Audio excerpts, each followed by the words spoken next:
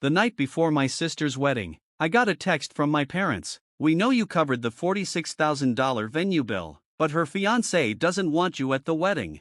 I read it 3 times, sitting in silence. $46,000 gone in a wire transfer just weeks earlier. The venue, security, lighting, fireworks, all paid for by me. My fridge still held leftover cake samples. My inbox still had unpaid vendor invoices, and yet, I wasn't welcome. I could have stayed home, but after everything I sacrificed, I wasn't about to disappear quietly, so I put on my best suit and showed up. The moment I stepped onto the marble steps, I felt it, the chill. No one greeted me, no eye contact, just fake smiles. My sister, Lily, stood at the stage in her gown. When our eyes met, her jaw tightened. She used to call me Mr. Budget whenever I refused her ridiculous demands. A $12,000 couture gown shipped from Milan, imported florists for a 1-hour arch, $8,000 wedding bands for a fiancé who still didn't have a full-time job. I said no to those, but I still paid for the photographer, the DJ, the lighting, the tent for the post-wedding brunch. I still showed up to every appointment, missing work and losing clients, even sacrificing a promotion. Because I thought helping her mattered. I thought I mattered. But at the reception, as I tried to blend near the hors d'oeuvres, her voice sliced through the air. Who invited Mr. Budget? A champagne glass shattered at my feet. Guests turned, whispers rising. My mother rushed over, gripping my arm. Please, she hissed. Apologize. Don't ruin her day. Apologize for showing up to the wedding I paid for.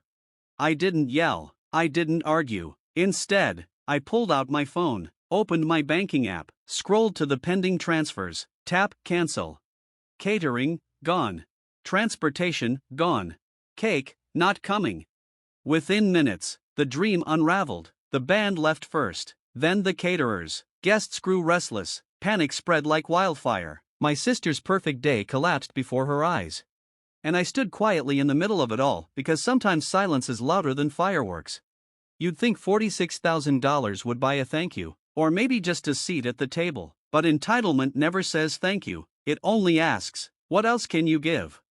That night, my sister lost her wedding, but I gained something better, the resolve to stop funding people who only saw me as a wallet. And for the first time in years, I finally felt free. Things got worse. A month before the wedding, I found out Lily had been telling her friends, and even the vendors, that I was just helping with logistics. On Instagram she did a QA. I've covered everything, the whole vision is mine. My name didn't appear once. I paid for the morning after brunch for 60 people. The thank you card went to her college roommate for bringing cupcake toppers.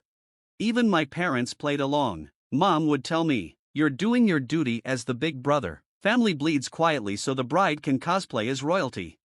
And I kept going, wiring money, covering bills, not because I wanted gratitude, no, I was waiting to see if they'd ever notice I wasn't just a bank account. Spoiler, they didn't. Then came the rehearsal dinner. I wasn't invited. Let that sink in. I was the primary financial backer of a $70,000 circus, and they didn't even include me at the dinner. When I asked Mom, she said Lily thought it would be awkward with the influencer crowd. Awkward? You mean the guy paying for the catering might clash with the people eating it? It took everything not to cancel that night, but I waited because I wanted the collapse to be public. I wanted the fall to be unmistakable. The day of the wedding, I stepped into the venue with my phone already open to my banking app. The frost in the air told me everything. No smiles, no greetings, just silence and stares. Then it happened. From across the room, Lily hurled her champagne glass. It shattered at my feet. "Who invited Mr. Budget?" she screamed. My mother rushed to me, hissing through clenched teeth, "Please apologize. Don't ruin her day." Apologize? For showing up to the wedding I paid for?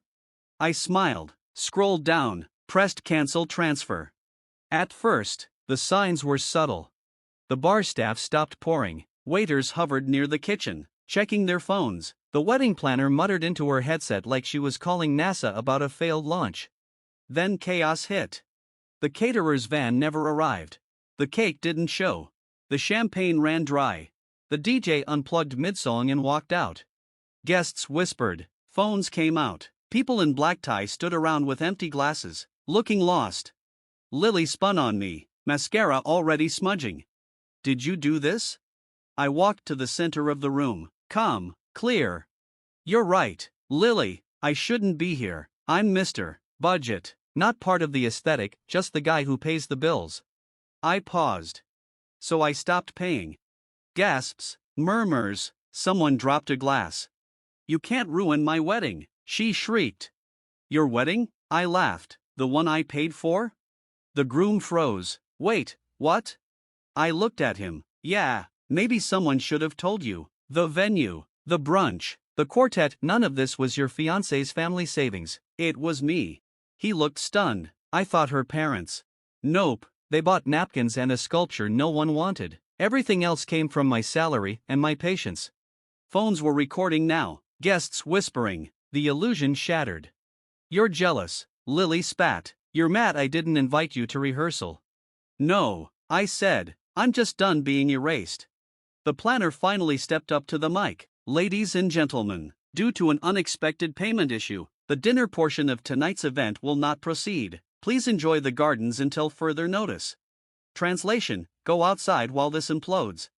Guests shuffled awkwardly, some left, some filmed. And I walked to the exit. Just before I stepped out, Lily screamed after me, "You're not family anymore." I turned, smiled, and said, "Then send me an invoice." Outside, the groom chased me down. "Is this true? You paid for everything?" "All but the wine." That was her friend's dad. He ran his hands through his hair. "She told me it was her parents' savings." "Yeah," I said, "she told me you were just the guest of honor, same as me." For the first time all day, someone looked at me with honesty. "I'm sorry," he said, and he meant it. Inside, it was pandemonium. Vendors packed up, influencers deleted Instagram stories in real time, guests left hungry and pissed. And in the middle of it all, my family acted like I had betrayed them. But here's the truth, I didn't ruin the wedding. I just stopped funding the delusion. As I drove off in my beat-up Corolla, a text from Lily buzzed my phone. "I hope you're happy." I didn't reply. But I smiled, because for the first time in my life, I wasn't the family piggy bank. I was the man who finally stood up.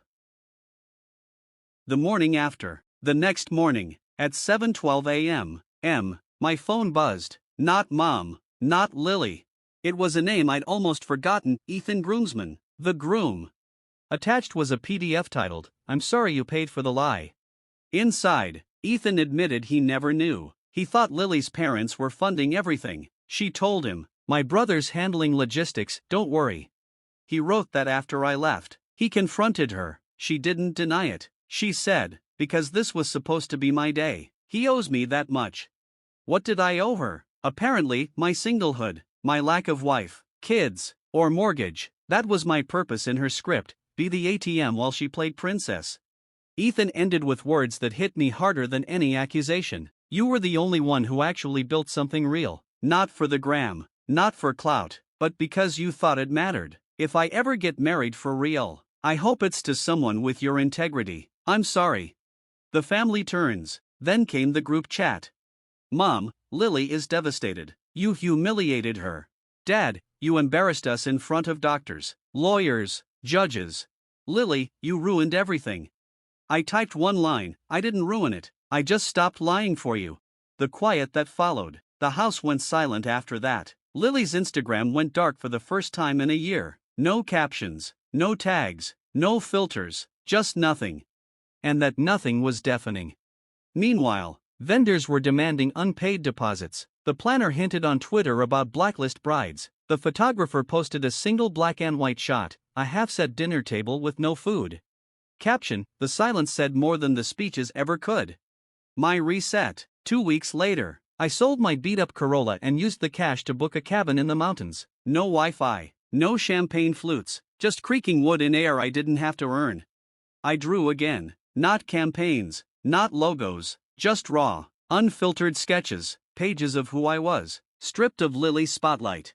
When the local cafe owner saw my notebook, he asked if I wanted to curate their new gallery space. For the first time in a long time, a door opened and it was mine to walk through.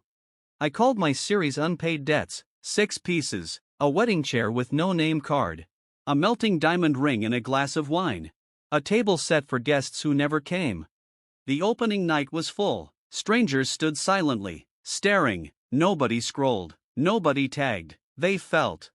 The last message. Then came Lily's final text. I can't sleep. I hear the silence at my wedding. You won. I hope you're proud. I typed back, I'm not proud. I'm free. And then I blocked her. Epilogue. I don't know if I'll stay in the mountains forever. Maybe I'll open a studio. Maybe I'll just vanish into the trees. But I know this, I am no longer the man they erased, the background brother with a checkbook. I wrote the last line of their fantasy.